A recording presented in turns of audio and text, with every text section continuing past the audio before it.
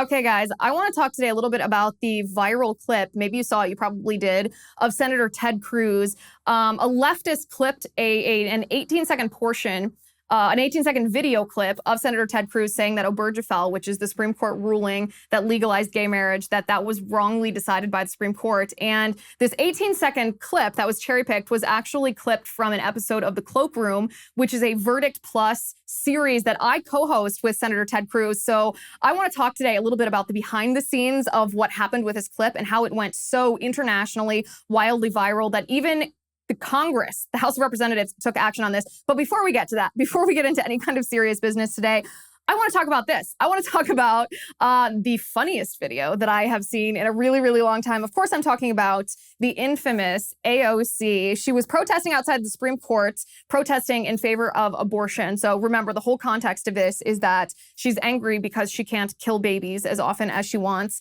And she was arrested for protesting because she was obstructing traffic. And that's against the law, obviously. But when the police arrested her, this was not exactly like a cops and robbers type of arrest. It was a police officer that was like, come on, man, move out of the street. We got to let the cars by. You know this. And he very gently walked her to the side of the road. There was no handcuffs. There was no, I don't know, television style arrest here. But of course, that did not suit AOC's interests. So watch this video, watch what she does. Watch specifically the hands behind her back. It's kind of nuts. Okay, here she comes. Walking, look at her. She looks like she thinks she's on the runway. This is like a slow motion catwalk she's parading. Hands behind the back as if she is, oh, wait a second. She's not handcuffed. Did you see that fist? Did you see that fist? She raises her fist up because her hands behind her back like that. She's not actually in handcuffs. So what is she doing? What exactly are you doing, Congresswoman? Are you pretending that you have handcuffs on? Are you walking as if you are cuffed behind your back when you're not? That is so weird. That is so hilarious to me, to pretend that you've been handcuffed when you've been no such thing. The cop was very gently just saying, ma'am, come on, let's get to the side of the road. But AOC is not the only one that did this. Ilhan Omar, another member of the radical leftist squad in Congress, did the exact same thing. She pretended that she was in handcuffs. You can watch her emerge in this video where she's you can't see her, and then all of a sudden, you can see her. And look at what she's doing. She's walking very slowly, head down. Now she looks up. Her hands are behind her back, no cop with her. And then she turns around and smiles, and then she lifts her fist too because she's not in handcuffs. What kind of crazy nutcase acts like this? These women are not serious people. They are not serious legislators. They are showmen. This is so pathetic. I mean, I feel bad laughing actually, because the reason that they're out there is because they don't care about the Constitution of our country. They don't care about rule of law. They want and encourage and celebrate women destroying their unborn children in the womb, trading a soul created by God for financial gain. That's what they're doing out here. And to bring attention to their cause, because it's such an unpopular cause, nobody actually agrees with how radically left AOC is or how radically left Ilhan Omar is. They are staging this fake arrest. I mean, this is like Jussie Smollett level hilarious, like Bubba Wallace level hilarious. Like, I expect them to be like, but don't forget about the noose that was hanging in my garage. The garage pole. And don't forget that this was in mega country, this outside the Supreme Court in downtown DC. These women are absurd, absolutely ridiculous. And they're getting so much backlash, so much ridicule, as they should, that I fully expect AOC to issue some kind of statement, probably through Instagram Live, since that seems to be the venue she uses to talk directly to her following and to the country. I expect her to say, that's just how I walk. I wasn't pretending I was handcuffed. I just walk with my hands behind my back. Watch for it, wait for it, because that's going to be her next line here. Absolutely absurd, and she should be mocked, just excruciatingly mocked for this kind of absurd showmanship behavior. Okay. Let's talk about the Ted Cruz video. I'm Liz Wheeler. Welcome to the Liz Wheeler Show.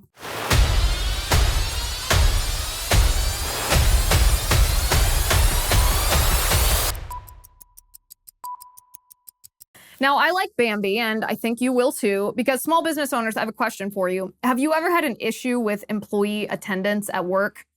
Have you ever had an employee altercation happen in your workplace? The bad news is that one complaint against your company, valid or otherwise, can turn your world upside down. The good news is Bambee is here to help small business owners implement good HR practices. Bambee is an HR platform that's built for businesses just like yours. So you can automate the most important HR practices, and you've got your own dedicated HR manager. First, Bambee's HR Autopilot automates your core policies. We're talking like workplace training and employee feedback. Then your dedicated HR manager will help you navigate the more complex parts of HR and guide you to compliance. Now, these HR managers are available via phone, email, or real-time chat. As you know, an in-house HR manager can cost you up to $80,000 a year approximately. But with Bambee, your dedicated HR manager starts at just $99 a month. There's no hidden fees. You can cancel anytime. You run your business. Let Bambee run your HR. Go to Bambee.com/Liz right now for your free HR audit. It's spelled BAMBEE.com/Liz. Bambee.com/Liz. Okay, so let's talk about this video that went viral all over Twitter. It's actually had two viral peaks, if you will. Its shelf life is lasting a long time because originally Senator Cruz and I taped an episode of The Cloakroom. The Cloakroom is a series that we do on Verdict Plus, which is it's Senator Cruz's locals community. And we do a series just for VIPs over there called The Cloakroom. It's sort of a play on the Senate has a backstage, if you will, or a back room called The Cloakroom. It was originally for, as the name suggests, for senators to hang their cloaks in. But now it's just like where they have snacks, where they get together to kind of talk about things, where their staff briefs them before they go onto the floor of the Senate. And, it has a lot of history. It's steeped in a lot of history. There's also a lot of negotiation and talking that happens between senators and staff members in the Cloakroom. And so we named our series The Cloakroom because we want to give, on The Cloakroom, we want to give a deeper dive or a peek into the legalistic processes that go into governing our nation. Because so often politicians especially talk about just the headlines. They react to the headlines. They talk about policy. But our legal structure in our country, and yes, it's just as nerdy as I'm explaining here. Our legal processes are there for a reason. And this is Senator Cruz's area of expertise. This is where I enjoy picking his brain on all of the constitutional nitty gritty. That's what we do in the Cloakroom. So last week, we did an episode following the Supreme Court ruling on Dobbs versus Jackson Women's Health, which is obviously overturning Roe v. Wade. And we talked specifically about Clarence Thomas, because in Thomas's concurring opinion, he mentioned substantive due process. And substantive due process, according to the Constitution, isn't a real thing, but a lot of Supreme Court precedent is based on substantive due process, and that's what Roe v. Wade was based on. And so what Thomas said in his concurring opinion is that the Supreme Court should revisit even longstanding precedent that relies on substantive due process, because substantive due process, according to Thomas, is not a thing. The senator and I get into the nitty-gritty on what substantive due process is, and I'm not going to reiterate all of that right now. To hear that full breakdown, and I highly recommend that you do because it's really interesting, you can go to verdictwithtedcruz.com/plus and you can watch it there. But one of the things that I was asking Senator Cruz, and this is what sparked the whole controversy, as I said, putting your politician shoes aside for a second, not looking at this issue from just a policy standpoint or a politics standpoint.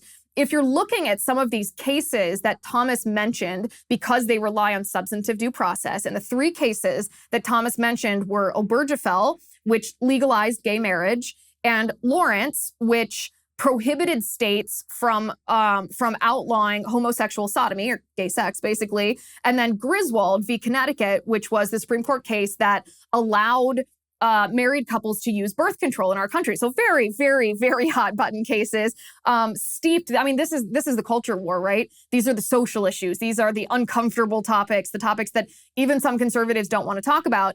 And I said, putting your politician shoes aside for a second, if you were just a Supreme Court advocate, meaning an attorney before the Supreme Court arguing in a case that would cause the court to revisit the precedent set by either Obergefell, Lawrence, or Griswold. But specifically, I asked Cruz about Obergefell. What would be your argument against Obergefell? Like, what's the vulnerability of that case, or what's the legal weakness of that case? So that's the question that I asked Cruz. And of course, when this video was the way that it went viral, a leftist clipped 18 seconds of it. and put that on Twitter, and it had millions and millions of views. And I don't mind when this happens. I'm totally fine with it. I do think it's dishonest to cherry pick 18 seconds because you are deliberately depriving people of the context of the whole conversation, such as what I just explained to you, sort of this behind the scenes peek into what this episode of this series was, what I was asking him and why he was addressing this question the way that it was, what was through this hypothetical lens of just the legality of the issue, not the wisdom of the political policy. But leftists don't want nuance. They don't want to have any of these intellectual discussions. I don't know, maybe they'd be bored with Cloakroom. I find it to be an extremely interesting endeavor, but I'm part of it, so maybe I'm biased there. Anyway, so it was through this lens that Senator Cruz made the comment about Obergefell being wrongly decided. And this, by the way, let me just show you the clip that went viral, the cherry-picked 18-second clip. In Obergefell, the court said, no, we know better than you guys do, and now every state must sanction and permit gay marriage. I think that decision was clearly wrong when it was decided. It was the court overreaching. That's all. That's the 18 seconds. That's what the left caused to go viral. And like I said, Senator Cruz and I trended on Twitter for 2 days based on that 18-second clip. And that, like I said, that's great. I don't mind it. I don't mind it because what he said, even cherry-picked, is not incorrect. But the full context of what he was saying was actually constitutionally and legally extremely, extremely pertinent to really even AOC's and Ilhan Omar's fake arrest or fake handcuffing outside of the Supreme Court because Roe v. Wade relied on this substantive due process. And this is just a little bit more of the context of what the senator said. If you were in this role as an advocate and Obergefell was in front of the Supreme Court again in some way, what would be the vulnerability of this case? What would be the argument against this case or the argument for overturning it? So look, Obergefell, like Roe versus Wade, ignored 2 centuries of our nation's history. Marriage was always an issue that was left to the states. We saw states before Obergefell that were moving. Some states were moving to allow gay marriage. Other states were moving to allow civil partnerships. There were different standards that the states were adopting. And had the court not ruled in Obergefell, the democratic process would have continued to operate, that if you believed gay marriage was a good idea, the way the Constitution set up for you to advance that position is to convince your fellow citizens. And if you succeeded in convincing your fellow citizens, then your state would change the laws to reflect those views. In Obergefell, the court said, no, we know better than you guys do, and now every state must sanction and permit gay marriage. I think that decision was clearly wrong when it was decided. It was the court overreaching. Whether the court will reverse it, I will say, so in Dobbs, what the Supreme Court said is Roe is different because it's the only one of the cases that involves the taking of a human life, and that's qualitatively different. I agree with that proposition. That is fundamentally different. I will say on Obergefell, there is also, when a court is considering whether to overturn a precedent, one of the factors that the court looks to is reliance interest. Have people relied on the previous precedent and have they acted accordingly? And in the context of marriage, look, you've got a ton of people who have entered into gay marriages. And it would be more than a little chaotic for the court to do something that somehow disrupted those marriages that have been entered into in accordance with the law. I think that would be a factor that would counsel restraint, that the court would be concerned about.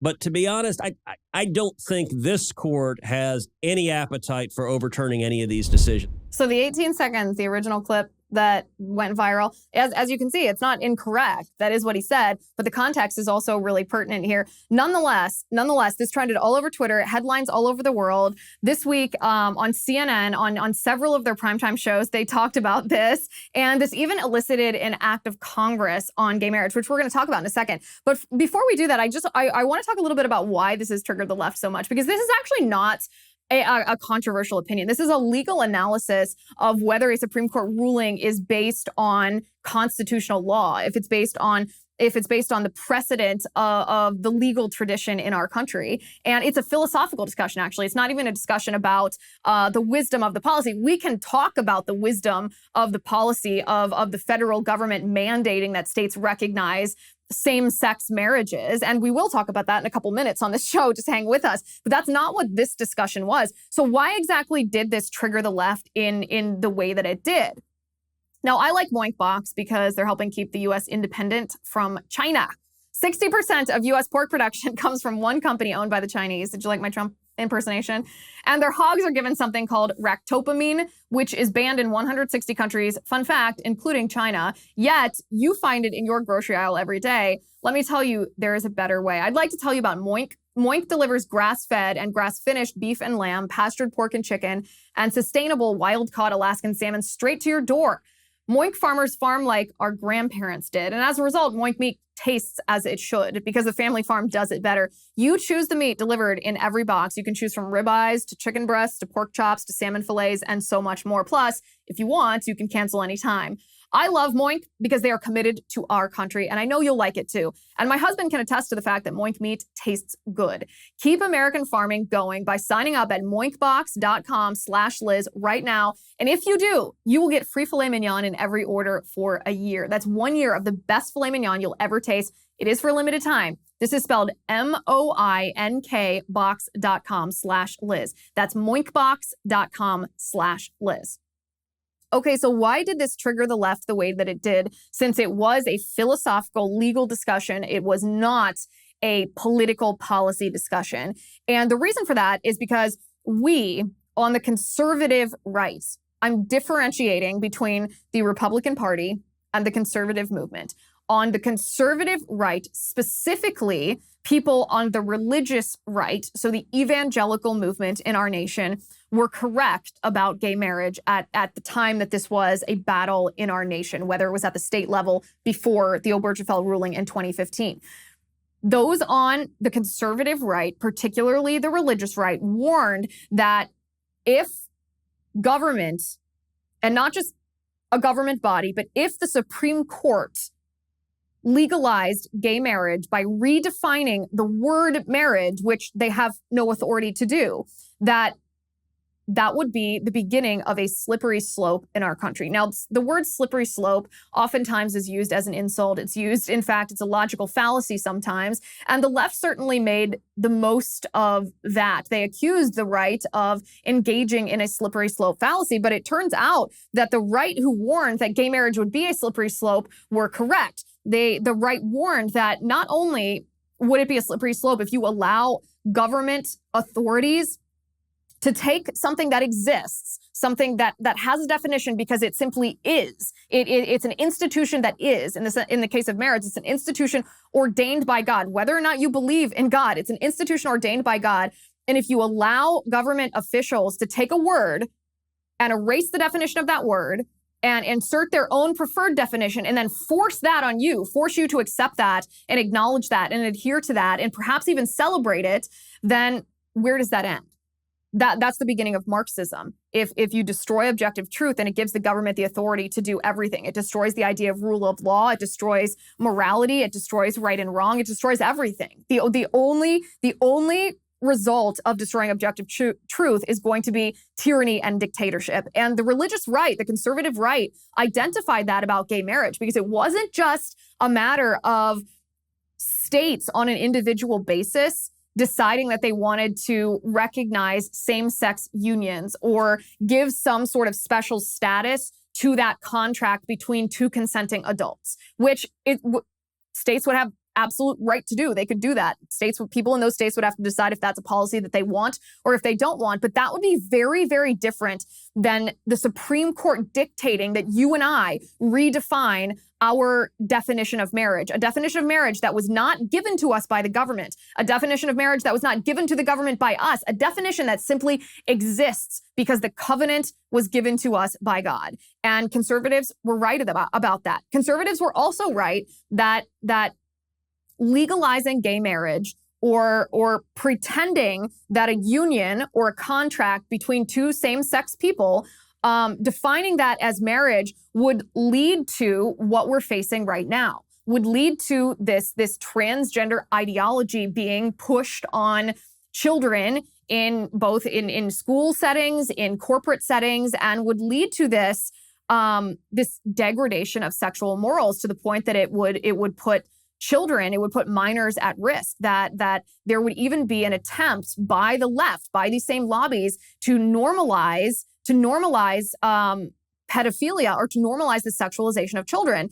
And the conservative right, particularly the religious right who made these warnings, were, I mean, they were mocked, they were demonized, they were largely driven out of the Republican Party for making these predictions, and they turned out to be correct. These predictions were correct. And so there would be a different appetite in our nation now compared to 10 or 20 years ago when it comes to what happened at the Supreme Court when the Supreme Court redefined marriage to include same-sex couples. There would be a different appetite because people now, especially people on the new right, now understand how dangerous it is when a government body tells us that we have to accept a definition of a word that is not the definition of the word. And what happens when we abandon centuries-old traditions of morality that are based in yes, Judeo-Christian morals. And that's why the left is reacting the way that they are. That's why it not only trended on Twitter, this video of Senator Cruz, why it's created headlines in the United States and across the world, why CNN has been obsessed with it, and why it elicited an act of Congress. Yes, an act of Congress. So the House of Representatives, in response to this clip, actually voted to codify gay marriage, meaning they say, well, we're going to legislate it just in case conservatives try to overturn this at the Supreme Court. And the House of Representatives is majority Democrat, right? It's led by Nancy Pelosi. It's filled with radical leftists. They have the majority in the House. And this easily it passed. I mean, you can see the vote tally right here. Yeas are 267, and the nays are 157. The bill is passed. Without objection, a motion.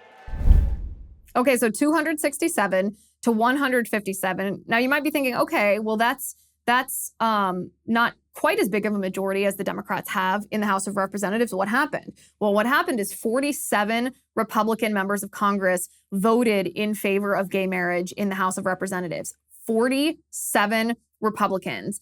And these are the names. I want to read the names of, especially the names of some of the higher profile Republicans who voted in favor of gay marriage. There's Congresswoman Kelly Armstrong. There's Congressman Don Bacon, Cliff Benz, Ken Calvert, Kat Kamek, Mike Carey, Liz Cheney, perhaps that one's no surprise, John Curtis of Utah, come on, man, Rodney Davis, Mario Diaz-Balart, Tom Emmer, Brian Fitzpatrick, Andrew Garbarino, Mike Garcia, Carlos Gimenez, Tony Gonzalez, Anthony Gonzalez, Ashley Hinson, Daryl Issa of California. There's a high-profile one. Chris Jacobs, David Joyce, John Katko, Adam Kinzinger, again, maybe he's not a surprise, Nancy Mace, Nicole Maliotikis, and I always mispronounce her name, so my apologies, Congresswoman, Brian Mass, Peter Meyer, Dan Moiser, Marionette Miller Meeks, Blake Moore, Dan Newhouse. Listen for your member of Congress, by the way, my friends.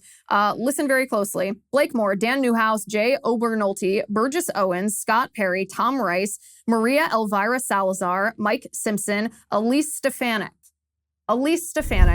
one of the most powerful Republicans in the entire House. Elise Stefanik voted in favor of this. This actually doesn't surprise me because Elise Stefanik was also in favor of the Equality Act, which would force women's sports teams to allow transgender athletes, meaning biological men who identify as women, to compete, would force schools to allow biological men who identify as women in the locker rooms and bathrooms. And Elise Stefanik was in favor of that. So this doesn't surprise me, although it is very disappointing. Brian Stile, Chris Stewart, Mike Turner, Fred Upton, David Villado, Jefferson Van Drew, Ann Wagner, Michael Waltz, and Lee Zeldin. 47 Republicans. And this is my reaction to this. I love this. I'm glad these people put their names on the record. I am happy that you and I know where these Republicans stand. Because the reason that they voted, the reason the entire House of Representatives voted on this, it was virtue signaling. It's not going to make any difference because the Senate is not going to do the same thing. This was pure virtue signaling. And this is exactly what the House of Representatives should do. This is what I have been calling for both parties, leadership of both parties, to do for a long time. I think every member of Congress at every opportunity on every issue should always be on the record so that you and I as their voters know exactly where they stand on every single issue, because it's so easy in this day and age for legislators to be vague. They pass these bills that have language that we don't even know what it means. They defer it to the administrative state. The administrative state writes rules according to what the administrative state wants because the language from Congress was so vague, and that allows these members of Congress to get off scot-free, to avoid ever actually taking a stance on hot button issues. And this is why Pelosi and Schumer, by the way, don't want up and down votes on any of these big issues, because they want to avoid accountability to their voter. So I actually love this. It tells us as conservatives which members of the House of Representatives are willing to fight the culture war.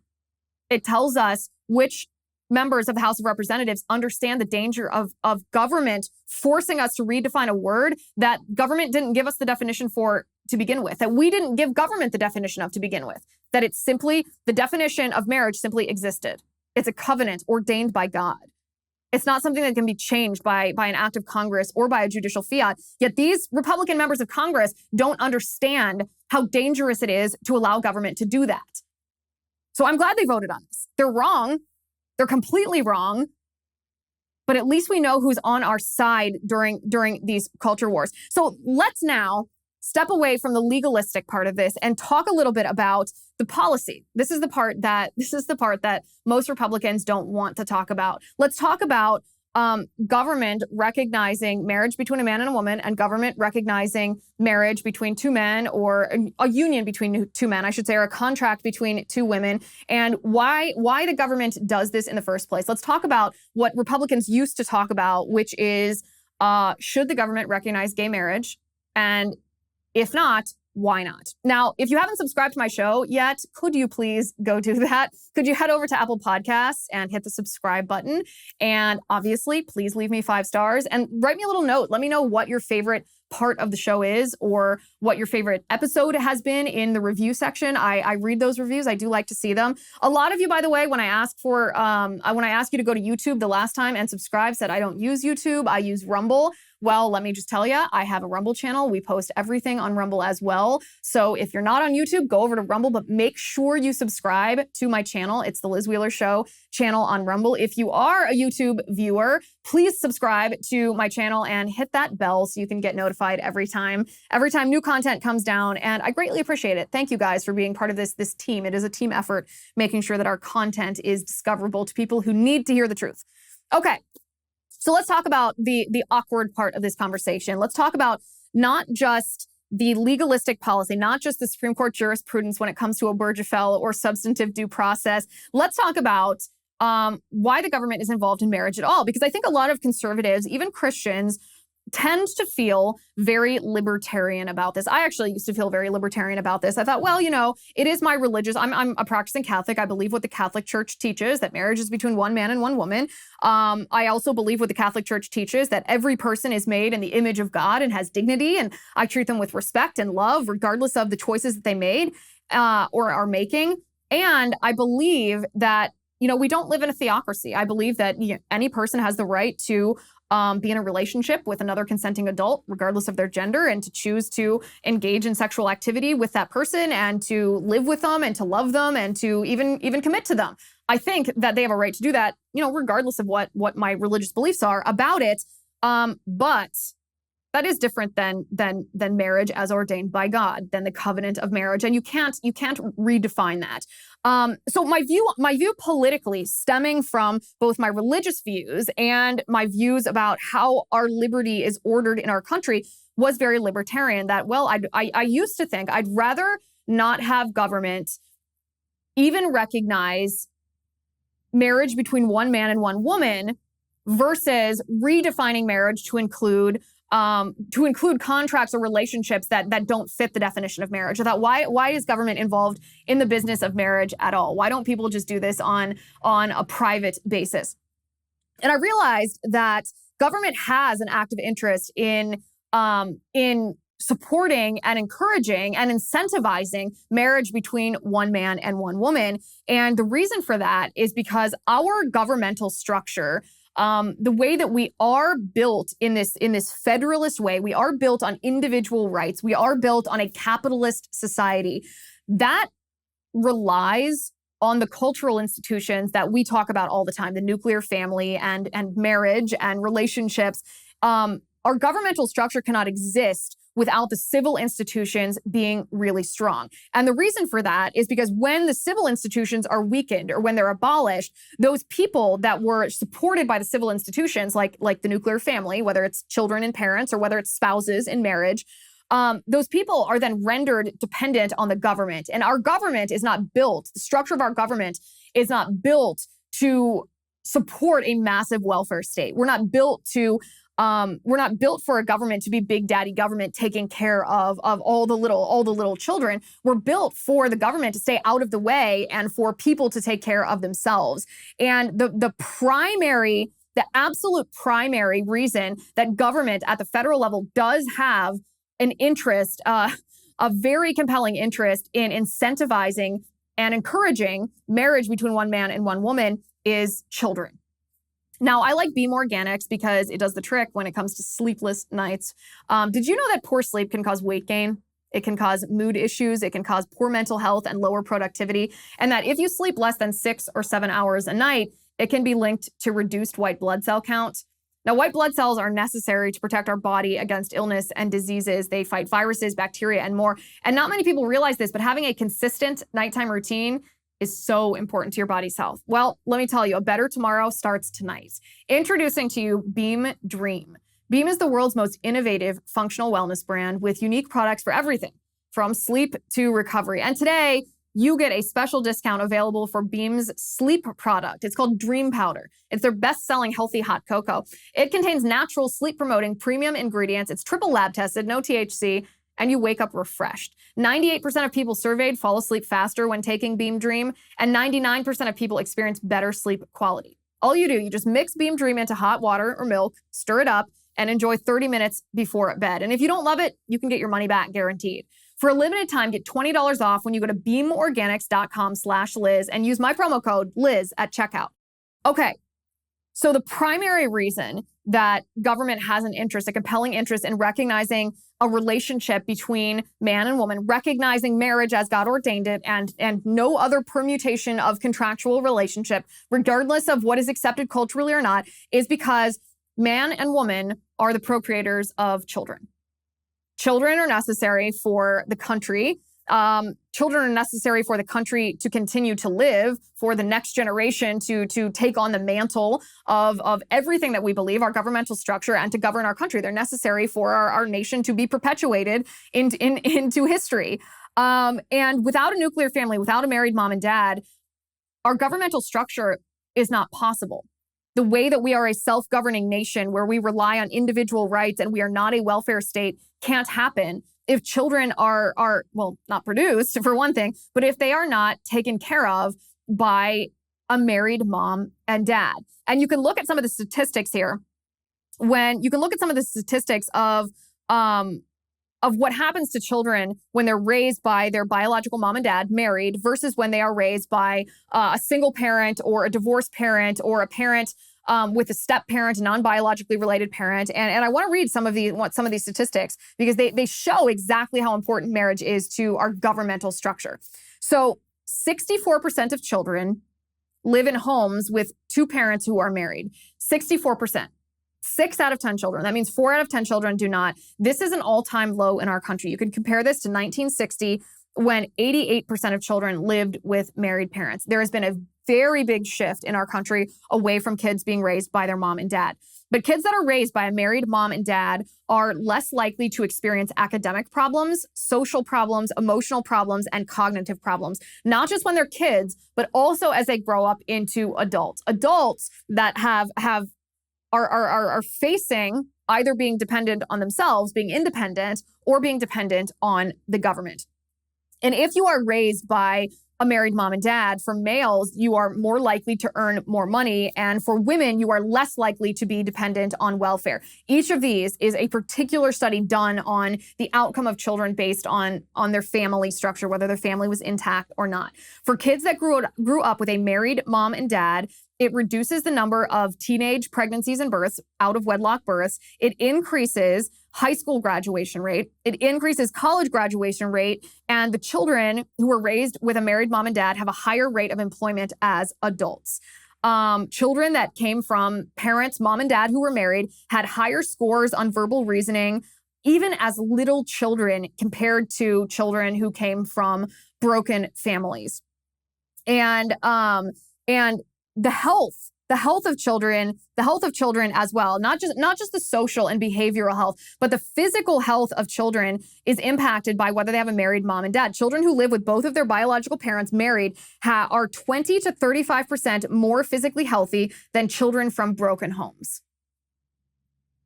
So you can see how just these baseline statistics would make a huge difference in how our government relates to our citizenry, what our citizenry relies on the government for versus what they rely on the nuclear family structure for. Now, this is an interesting one. In homes with stepfathers, children were more likely to have been suspended from school or faced being expelled from school. They were more likely to have behaved in a delinquent way, to have problems getting along with teachers, getting their homework finished on time and competently, paying attention in school, and they have a lower grade point average than those living with a married mom and dad that are their biological parents. So even if it is a two-parent household, if one of the parents is not biologically related to that child still suffers from very serious behavioral and social problem.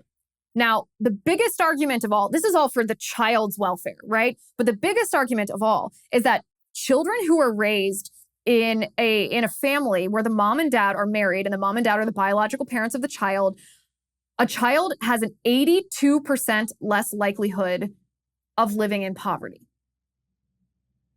82% less likely to live in poverty. This is a significant bulwark. The institution of marriage is a significant bulwark against child poverty.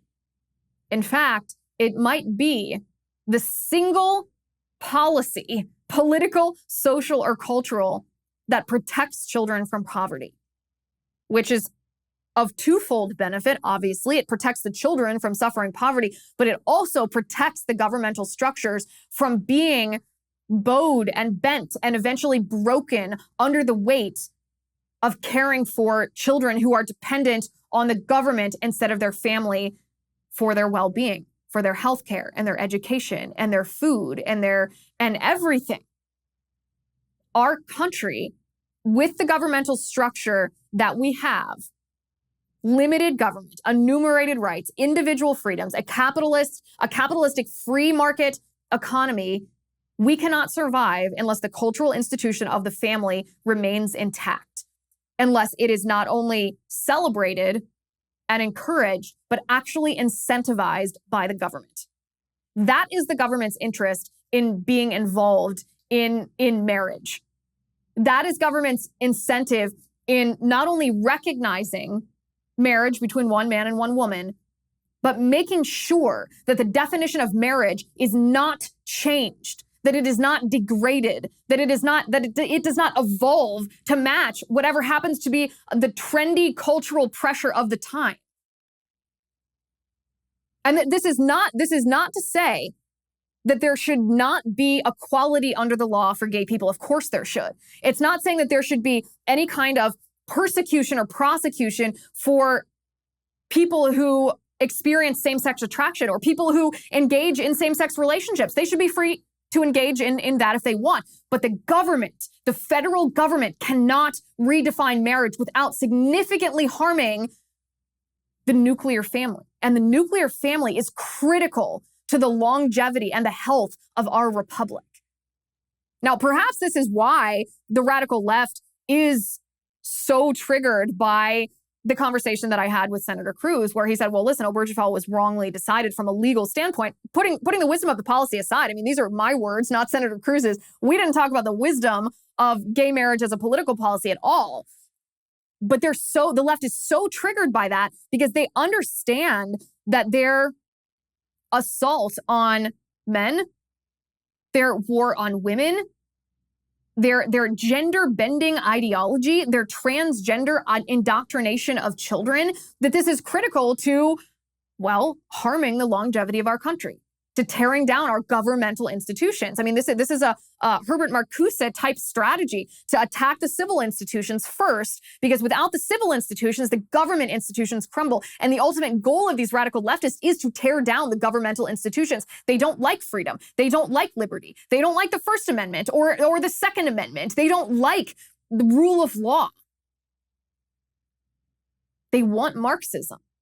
They want technocracy as a road to Marxism. They want dictatorship. They want their radical leftist ideology shoved down your throat. They want you to be made to care. They want you to be forced to embrace this ideology, and the nuclear family stands in their way. The nuclear family starts with a married man and woman, a mom and a dad, procreating children, loving those children, caring for those children, raising those children, so that those children are not dependent on a government that does not have the capacity to take care of them. This is a conversation that the radical left has scared many conservatives away from having, because conservatives in the Republican Party, and by the way, we see exactly why conservatives lost this, because the Republican Party is full of at least 47 members in the House of Representatives alone who not only don't recognize this big picture, they actually fall for the leftist narrative that if you don't legally think that the Supreme Court has a right to redefine marriage, that you are somehow homophobic. That's not true. That's not true at all. That's the same thing as the left telling us that if we don't want our kindergartners being told that they can be a boy if they want or a girl if they want, that you know their biology means nothing. It's all how they feel. That if we don't want that we're transphobic. You and I know that's absurd. We know we're not transphobic when we don't want our children indoctrinated in destructive transgender ideology that will lead them to taking hormones and mutilating their beautifully formed bodies. That's the same kind of talking point that the left has given us on gay marriage, that we can't even talk about the legality or the substantive due process on which Obergefell was built, because that means that we hate gay people and we're homophobic. Again, it does not. That's false. That's a lie. And the Republican Party lost this fight. We didn't fight it correctly. The Republican Party caved on this fight. They surrendered this fight, and now here we are. And so when the left hears a conversation about even the legalistic part of the Supreme Court ruling on Obergefell, an obscure jurisprudence, if you will, substantive due process, their heads explode. They can't handle it because they don't want us to be having this conversation. But we have to. Because we have to protect the civil institutions in our country if we want to protect the governmental institutions. That's all there is to it. Thanks for watching. Thanks for listening. I'm Liz Wheeler. This is The Liz Wheeler Show. The Liz Wheeler Show is produced by Jonathan Hay, executive producer Chad Abbott, director of photography Kevin McRoberts, editor Alejandro Figuerella, sound mixer Robin Fenderson, director of marketing Emily Washler, production and talent coordinator Matt Toffler, and senior publicist Patricia Jackson. This has been a Soundfront production.